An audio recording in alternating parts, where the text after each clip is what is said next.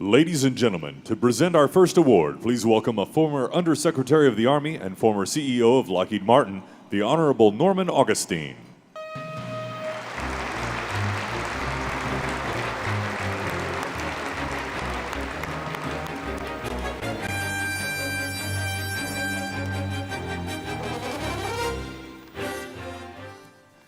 Good evening.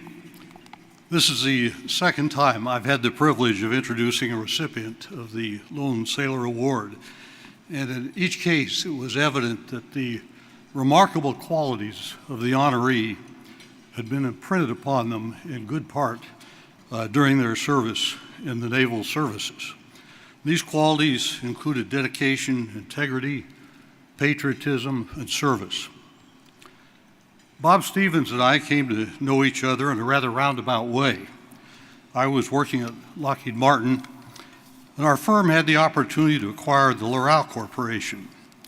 And ironically, one of the most important assets we acquired didn't even show on the balance sheet. And it was a fellow by the name of Bob Stevens who worked at Loral. And little did we know at the time that one day Bob would become the chairman and the CEO of all of Lockheed Martin. Not only had we acquired a fine company, but we had acquired an extraordinary leader. But Bob and I didn't have the occasion initially to spend a lot of time together. He was busy running a major program for us, and his program never seemed to get in trouble. And as you may know, people from headquarters tend to be drawn to places that there's trouble. However, when Bob moved into a new and higher capacity in the corporation, I did get to know him very well. And it was obvious to me that here was a superb engineer, a strategic thinker, and a natural leader.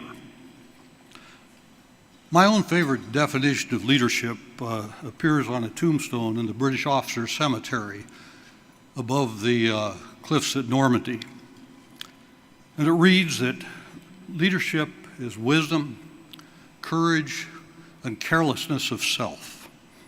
And as much as I like that definition, it always seemed to be missing one important word, and that was character. And Bob exemplifies that word along with the other three.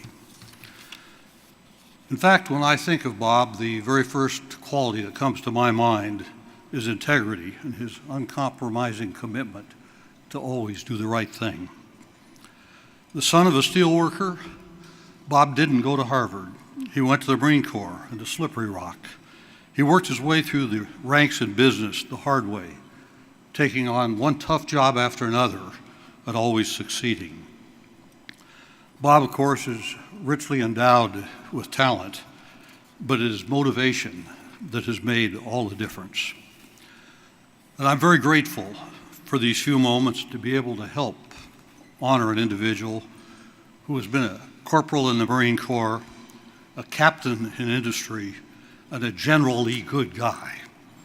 My friend, Bob Stevens. And if you will